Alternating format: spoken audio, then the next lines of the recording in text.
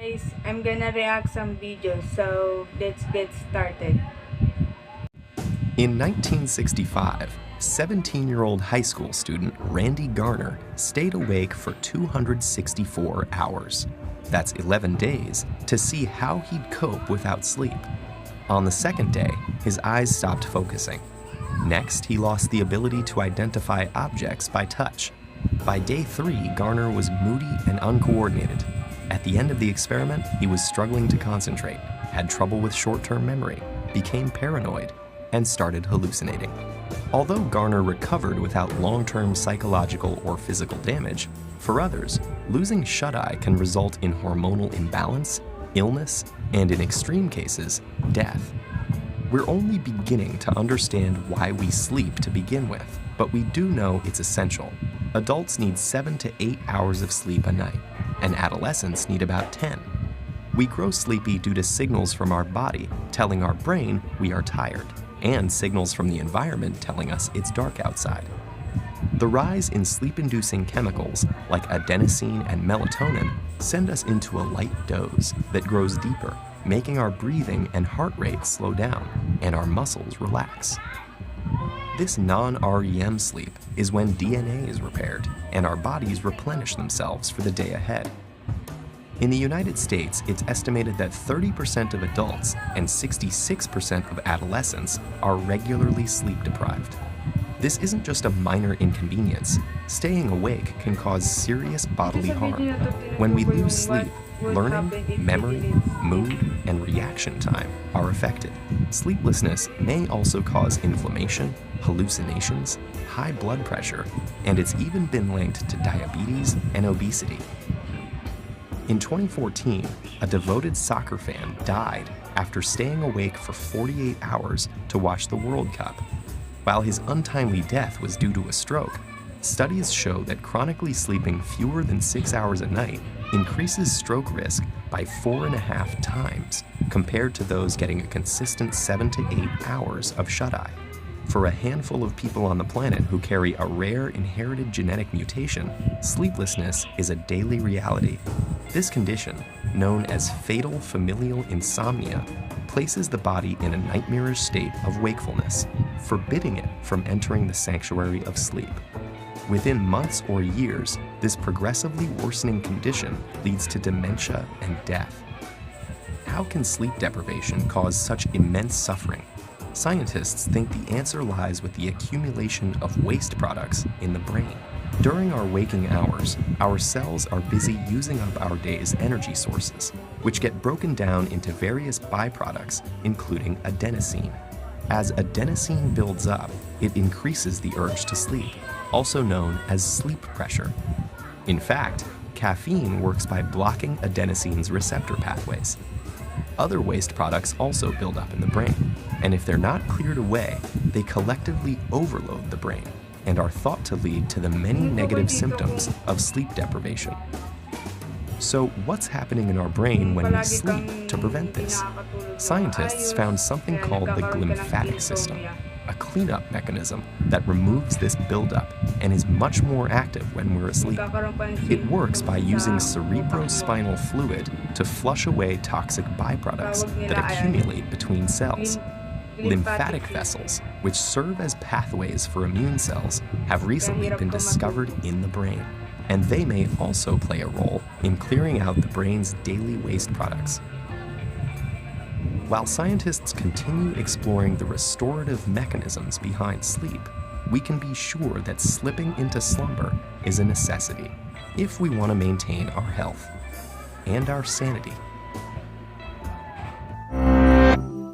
How do Cigarettes cigarettes aren't affect good in for your us. body? That's hardly news. We've known about the dangers of smoking for decades. But how exactly do cigarettes that harm us? Let's look at what happens as their ingredients make their way through our bodies and how we benefit physically when we finally give up smoking. With each inhalation, smoke brings its more than 5,000 chemical substances into contact with the body's tissues. From the start, tar, a black resinous material, begins to coat the teeth and gums, damaging tooth enamel and eventually causing decay.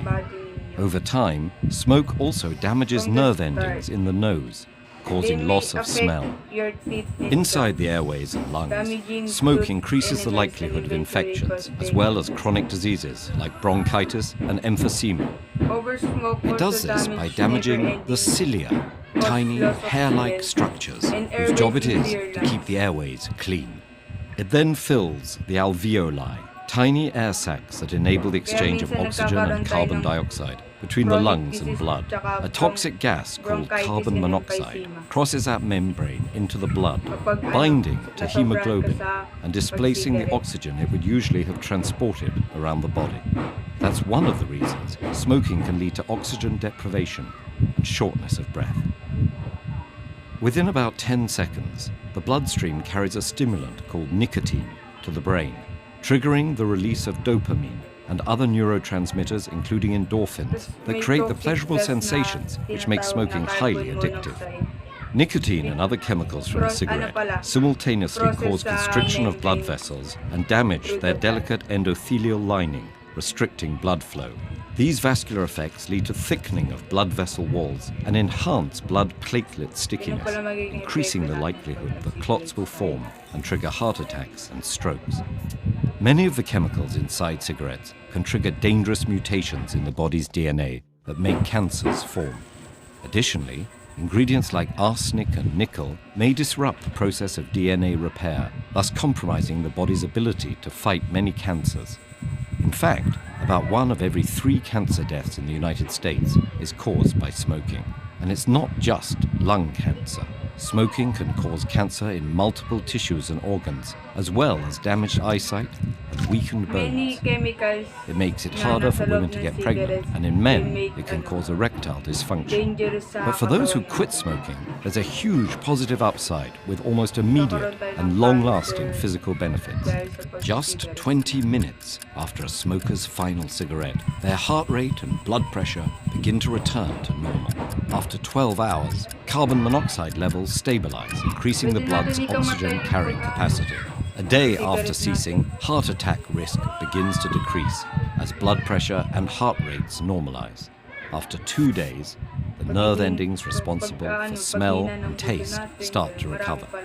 Lungs become healthier after about 1 month, with less coughing and shortness of breath.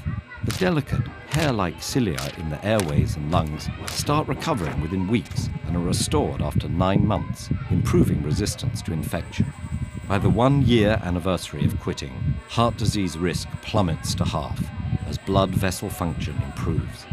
5 years in, the chance of a clot forming dramatically declines and the risk of stroke continues to reduce. After 10 years, the chances of developing fatal lung cancer go down by 50%, probably because the body's ability to repair DNA is once again restored. 15 years in, the likelihood of developing coronary heart disease is essentially the same as that of a non-smoker.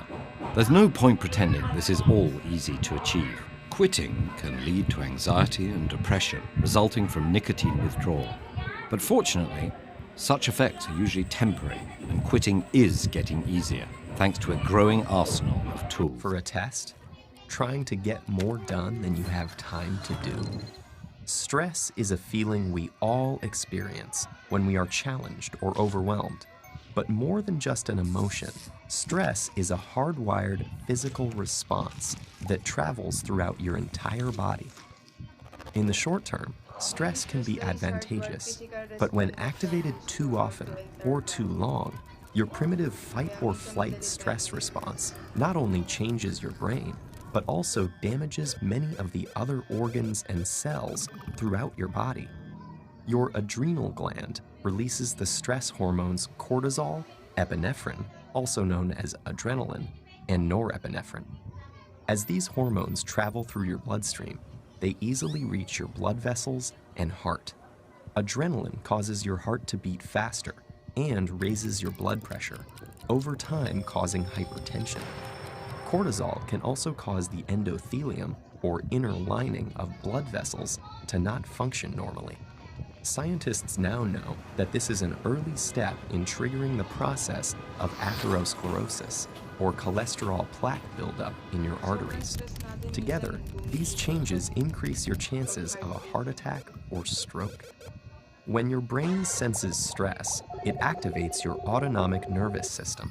Through this network of nerve connections, your big brain communicates stress to your enteric or intestinal nervous system. May chance na magkaroon ka ng heart Besides attack. causing butterflies in your stomach, this brain-gut connection can disturb the natural rhythmic contractions that move food through your gut, leading to irritable bowel syndrome, and can increase your gut's sensitivity to acid, making you more likely to feel heartburn.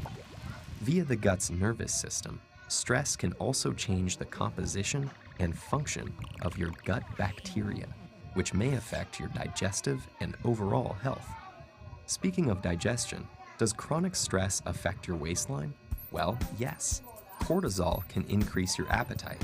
It tells your body to replenish your energy stores with energy-dense foods and carbs, causing you to crave comfort foods.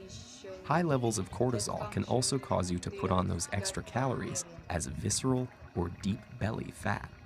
This type of fat doesn't just make it harder to button your pants. It is an organ that actively releases hormones and immune system chemicals called cytokines that can increase your risk of developing chronic diseases such as heart disease and insulin resistance. Meanwhile, stress hormones affect immune cells in a variety of ways. Initially, they help prepare to fight invaders and heal after injury. But chronic stress can dampen the function of some immune cells, make you more susceptible to infections, and slow the rate you heal. Want to live a long life? You may have to curb your chronic stress. That's because it has even been associated with shortened telomeres, the shoelace tip ends of chromosomes that measure a cell's age. Telomeres cap chromosomes to allow DNA to get copied every time a cell divides without damaging the cell's genetic code. And they shorten with each cell division. When telomeres become too short, a cell can no longer divide, and it dies.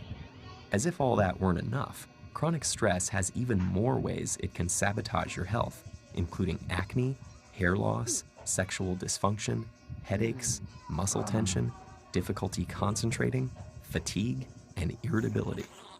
So, what does all this mean for you? Your life will always be filled with stressful situations, but what matters to your brain and entire body is how you respond to that stress. If you can view those situations as challenges you can control and master, rather than as threats that are insurmountable, you will perform better in the short run and stay healthy in the long run. So guys, dito na po nagtatapos ang reaction